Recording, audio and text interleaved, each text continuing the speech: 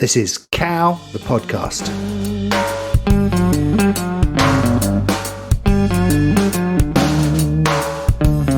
Yeah, hi there and welcome to Cow, the podcast. I'm Ant Biggs and I'll be your host for what is episode 16, a personal journey of discovery, map-making and cognitive landscaping. This week, narrative, what narrative? Or to hope from uncertainty, why we can make a difference. Thanks to all of you who have signed up, who do subscribe or comment. It really does make a difference. And if you'd like to check that out, go along to cowthepodcast.online and just say hello. Okay, there are many philosophical paths you can follow, and yours will be the best one for you. It's the only one you should follow. But this is mine. This is the path I took when I was finding out who I was. It took its own twists and turns, giving me a bit of surprise along the way, things that changed the way I thought. I called the way I thought my cognitive landscape, and that stuck with me. So I'll use that here. I might have said mind instead, but it's different. If you know your cognitive landscape, then you do know your own mind, but it's like you're looking down on it. From a balloon, you can watch it working. It's not like you've already decided, so that's it. Like it was when I began to write in a creative knee-jerk to what was going on in my life. I think that was all that was. I knew I had something to say, but no idea of what that might be. So I began exploring and writing in a pretty much headlong charge at the world, like in a red mist, like a bull at the gate. In response to I don't know what. I knew that people got hurt all of the time, and I knew that other people knew that. I knew it wasn't just me because everybody had the same information to work on. But I didn't get why people couldn't agree on what we should do. And I didn't get why I couldn't combine my feeling that I knew enough about how this happens and why it happens with another feeling at the back of my mind that I didn't know everything, and that everybody has their own way of understanding the world. So where had even that stuff come from? Well, it turns out these were just the sort of questions that people were looking at in neurology, biology, psychology, philosophy, physics even. And this is the story of me finding that stuff out. What I knew then was that maybe things in this world just weren't working out as well as they might. What I knew was for me, just to hear a person say that human nature is the source of all evil, and then to go on and say that it will never change, was much like a punch in the gut. It's a visceral, critical betrayal. That's life, they would say, or that's human nature. Well, yeah, I would say. And I'd be hearing fear, surrender, denial. I'd hear a threat to all kinds of hope, to empathy, pretty much to the freedom of every living thing on this planet. The idea in itself was to me just like sentencing everything out there to a forever of misery. But maybe it was true. Well, could it be? Well, I had a starting point with my meditation and this nagging concern for all this pain and cruelty. I think I was looking to find hope, a practical, defined, do something positive kind of hope, because I needed to know it was out there. And I wanted to help others get to the bottom of all this, strip it all back to the source where the answers would be. If I needed answers to questions like this, then surely others would too. And so I started to become aware of questions forming, slowly surfacing out of the mist. A story of the creative process. I was asking, is reality material? Is it all we have? Is what we see all there is? Are we just robots, pre-programmed, predestined and distracted by pretty baubles? Or could we be conscious agents in charge of our own fate? Could we make a bloody difference? I came to writing at that time, confused, dissonant, living in a world that's obviously without morals, but at the same time believing that my own were based on some sort of absolute truth, because I knew it, because it all felt so real. I knew it all with an instinctive, feral kind of knowing. My answer was just say something, anything maybe, just to try and make sense of it all, like there was an instinct to express myself that would somehow lead to solutions. It was like, by thinking aloud, I could stumble on answers, and at least I'd get to feel better doing it. I could come to terms with this permanent feeling of unease that had been hanging around. And so I focused on suffering. I had to start somewhere. Suffering was wrong and should be ended. And on freedom, because I felt that trap. And on a connection with nature, because I knew that through meditation. And it seemed obvious that escaping suffering was good. It seemed an obvious truth that if people could be free, they would connect with nature. If people connected with nature, they could escape their suffering. The planet would be saved. But I began to understand that this wasn't so. I hadn't stumbled on any kind of obvious truth, not necessarily so. So someone had to be getting something wrong. So I needed to find out who that was. I made a promise with myself. If I found out it was me, then I'd say so. And this was an easy promise because, well, it's an easy promise to make because I didn't believe it would be me, not for a single moment. In my own cognitive landscape, my own naive cognitive landscape, I knew wrong from right and good from bad. They were real things. They were concrete things. They existed in the real world. If I needed one of them, all I needed to do was reach out, dial in my moral compass and pick one out. Surely that's what everyone does. So if that's the case, why was anyone getting it wrong? It had to be, I thought, because they weren't getting the right information in the first place. So this was me taking a punt, because I had to start somewhere, like a kind of ethical I think, therefore I am. I was feeling this, I could recognize it in others, and I knew the fix, so I could have a go. If I wanted to do so, I need only make an appeal to innate human morality. That real and concrete thing would ensure people's will to change, their will to listen, and to act. We need only agree on the facts. We'd get the answers right, and with that in place, we could find a way forward. All I needed to do was to find the proof. It'd be no good to look at that New Age stuff. I was a science kid. I knew that. I needed irrefutable fact. So I was going to get to the bottom of the latest stuff in physics and bring that to the table. I was about to create a map of where I was now, where we all stood, before I could set off anywhere else. Physics had been working on this forever. So I went down that rabbit hole, getting into cutting-edge discussions about the nature of reality, the nature of the observer, the nature of physics itself. And what I found down that rabbit hole is that even today, in this day and age, we're still discussing an argument that's been going on for 2,500 years, starting, namely, with Plato and Socrates. Everything, it says, must either emerge out of something or out of nothing. And it turns out that at the end of the day, we can't know which that's going to be. How do I know that what I experience is real, or whether reality comes out of my imagination? The world might feel real, but where do I get my feeling from? Even if we were to try and rely on our own senses for the sake of clarity, what is there to say that we can ever experience all that exists out there? What's to say that we can't be compared to those bacteria that live in the warm chemical soups on the edge of volcanic lakes? Their survival seems to us to be miraculous, but they can't survive out of that soup. And maybe that's the same for humanity. We don't see magnetism, we don't talk whale song. We're not naturally able to survive even the extreme conditions of our own planet, let alone those of deep space.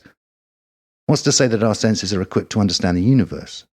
I mean, we've got dark matter to think about.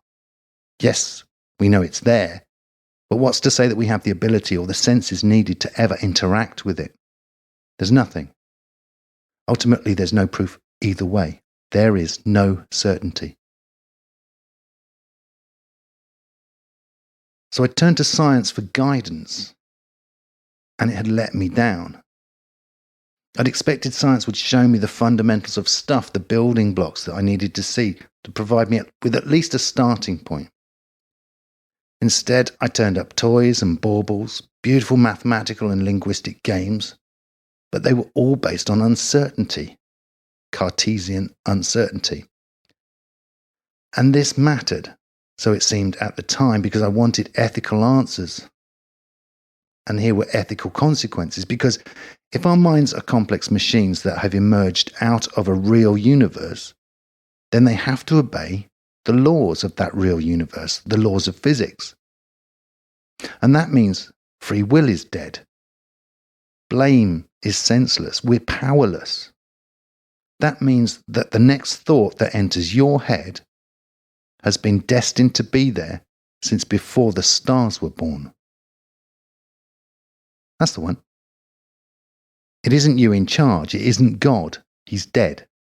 From there, it doesn't take a great leap to conclude that this is shit creek territory. This is shit creek and no paddle. This is the road to darkness, nihilism, depression. And it's inescapable natural law. On the one hand, I was quite happy with this, happy to nod wisely, convinced that now there was certainty. Science had proved God dead, so hooray. But on the other, hadn't I just found out that certainty was a problem for science too? The story seemed to be that we were stuck with this irrefutable evidence, but my instinct told me there was something else going on. And why should that be? And David Hume, an 18th century philosopher, put the final piece in this jigsaw. He came up with the idea that you cannot go from what is to what ought, from a non-moral fact to a moral conclusion. That is, if you want to stick to the rules of logic. You can say eating fruit is healthy, so you ought to eat fruit, but there's a gap there called the is-ought gap. Yes, he says we can accept fruit is healthy as a fact, and maybe too, we can agree that we must eat fruit, but only by basing our agreement on a new idea, that it is good to be healthy. Now, that obvious truth might work for you and me, and when it comes to fruit, but what says it will work for us all, or in all cases? We need to know that this new idea, whatever it is, can be accepted by all of us before we can agree on it.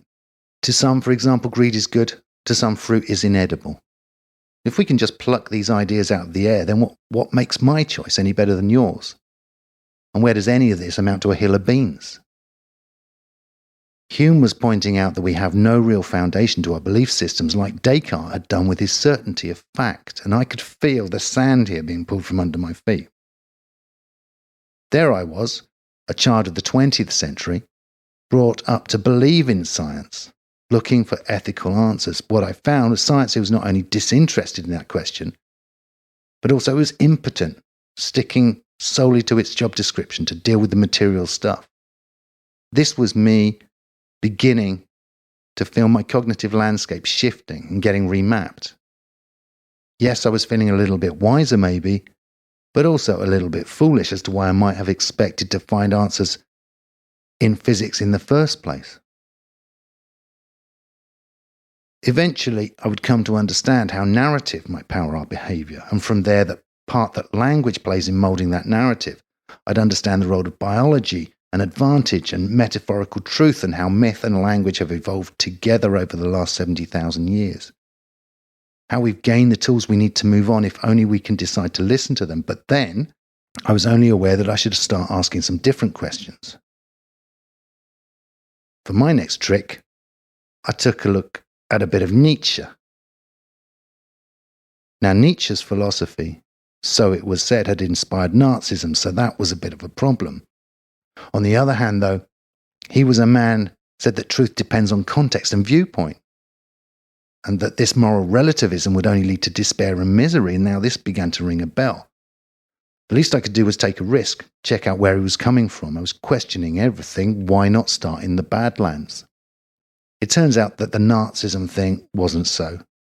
True, he was no liberal, but he valued Europeanism over nationalism, and unlike his sister, he hated anti-Semites. Whatever he'd really meant to say, when he wrote it back then, there was so much to it that it could be claimed by anyone, and it was, by feminists, socialists, communists, anarchists, libertarians, all claimed Nietzsche at various times. So my turn, I thought. The story starts with the Enlightenment, a time in the late 17th century that set the intellectual seed for our world as we know it today. It was a cognitive revolution, sweeping all that went before it away, the age of reason and of the individual, and of the theory that certain knowledge is impossible. Nietzsche understood that this age of reason would have its consequences. He announced by the end of the 1880s that God was dead. And he knew that this death was leading, and in quotes, not only to the rejection of a belief in cosmic or physical order, but also to a rejection of absolute values themselves, to the rejection of belief in an objective and universal moral law binding upon all individuals. I recognized now in that description, recognized myself and recognized others around me. It seemed to me just an increasingly obvious fact. And Nietzsche went on to say that it would be the deepest seated human fears that keeping a majority of the people in a state of denial. But that when that death did become common knowledge, only despair and nihilism would remain. So this was nothing new then, what I was feeling when I'd started on this journey. Again, Nietzsche was resonant with today's zeitgeist. He'd seen all of this psychological crisis coming. He knew exactly where we'd be right now. But he'd centered his fears on the loss of religion, and I'd felt pretty much the same thing over science. No problem then to understand that we'd swapped our faith for the one to the other. And each time, what held the two together was a lack of certainty, a lack of faith in a belief system that led to the nihilism, despair, and denial. Nietzsche's answer was surprisingly to welcome the darkness as an opportunity for man to flourish, just like there can be no courage without fear. Man, for him, could not flourish without crisis. There'd be no growth, no evolution, no opportunity for man to step beyond the hardship and to become what you are, to rely essentially on your own truth and become the observer, or as he called it, his Übermensch. It was, incidentally, Nietzsche's Übermensch that provided the inspiration for DC Comics' Superman. Now, I hadn't felt good when I'd come across this uncertainty, that's true. But here's the crazy thing. There is something strangely liberating about understanding that it's all been done before, in knowing that the path is not so new. I'd found familiarity in Nietzsche's philosophy.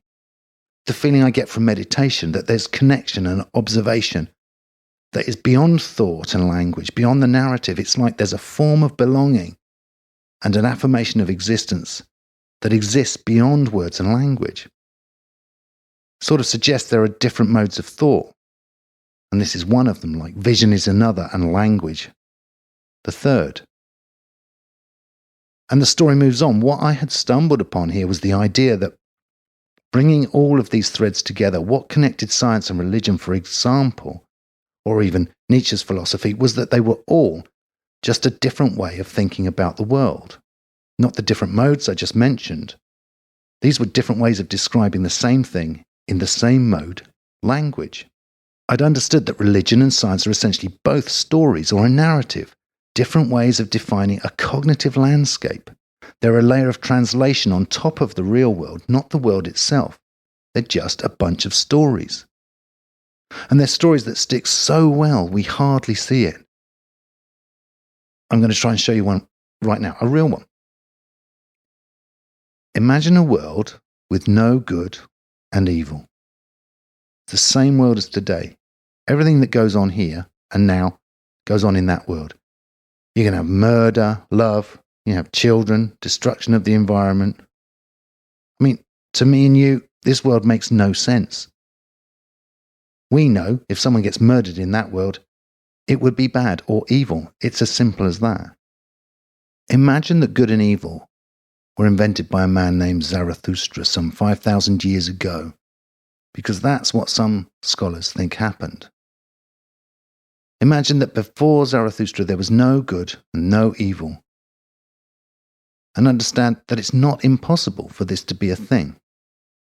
This is a perfectly acceptable narrative that still exists in certain world religions today. Now, do you feel the sands shifting? Do you see how things stick? Do you see how we can restrict ourselves with what we believe? We believe them so strongly that they feel like they're concrete. And we don't have to restrict ourselves to this single example. If good and evil are just part of our narrative, our cognitive landscape, then what else might be? Well, how about money? Or economics? Economic growth, how about nationhood, family, race?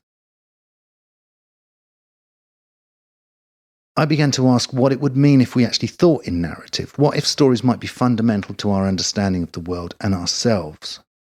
Do we define ourselves through narrative? Through our own constantly shifting cognitive landscape? And if we do, then how would this have happened? Why would we do such a thing? It seems such a big step to take from the reality of the sun-drenched cliff top overlooking a blue sea bay to a story, a made-up pattern of words and sounds, being the building blocks of our reality. What would drive us to understand reality like that? It turns out there might be a biological answer to this. And I came across Brett Weinstein.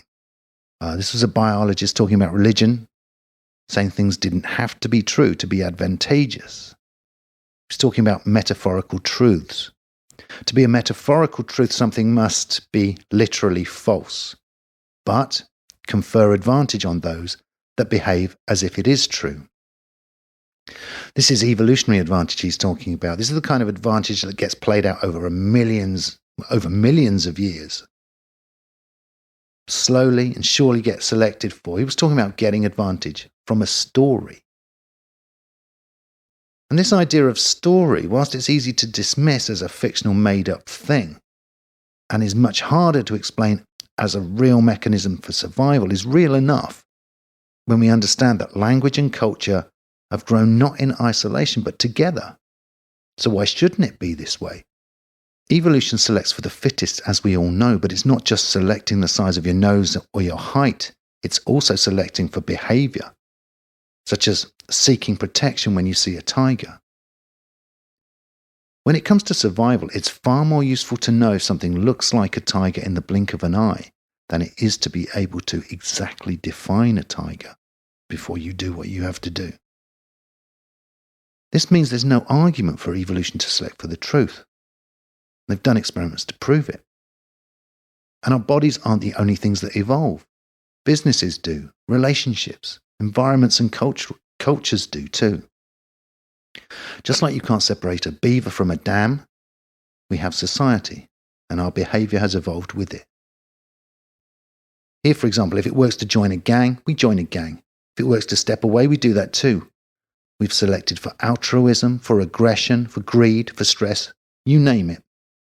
If we do it, it's because somewhere that gives us an advantage. Even in our darkest moments, we're doing something that will likely further survival of our genes.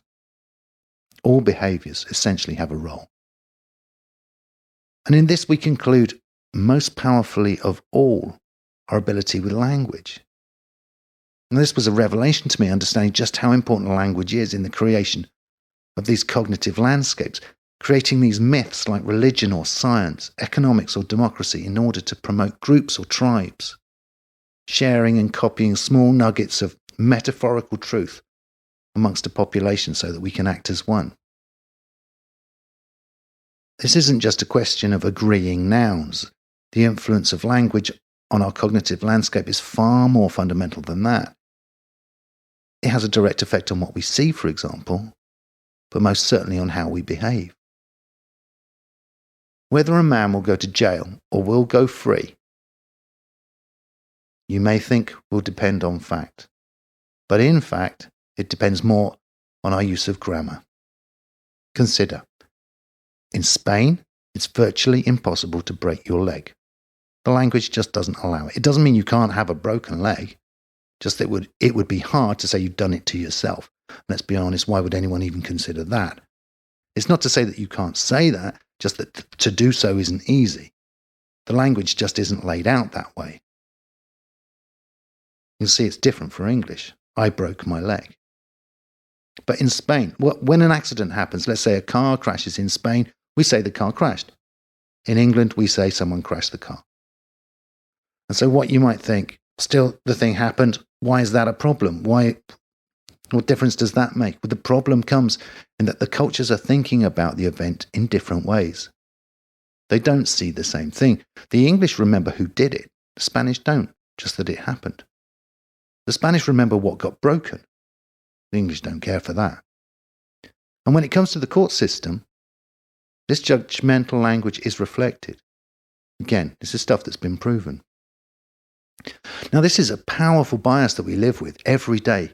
A single but powerful example of how our use of language creates the society we live in. And whilst we might look out at society and despair at what we've created, and at the fact that it's too big to do anything about, who am I to stand against all this? There is still hope in this. The only one that speaks my language, the only one that speaks your language, your personal language, is you. And you can change the world from within.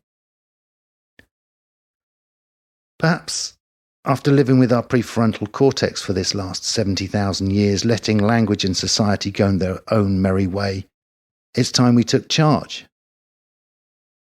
I personally don't think it would be wise to leave this kind of thing in the hands of government or of commerce, but as individuals, we can take responsibility for our own use of language and for the way we react to that of others. If we do so, we can find benefit to our relationships and our working lives, our politics, our social lives, and even the planet. That's an idea I'm beginning to explore.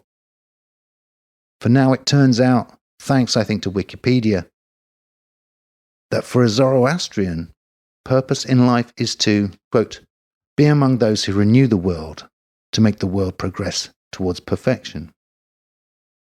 Some basic Zoroastrian maxims include Humata Huchta Huvashta, I hope, meaning good thoughts, good words and good deeds. Another, there is only one path, and that is the path of truth. And do the right thing because it's the right thing to do, and then all beneficial rewards will come to you also. Not all of the narrative is broken yet. Okay, I'll leave it there. This has been Cow the Podcast. I've been Ant Biggs. Please get along to cowthepodcast.online, comment, like, share, say hello, sign up.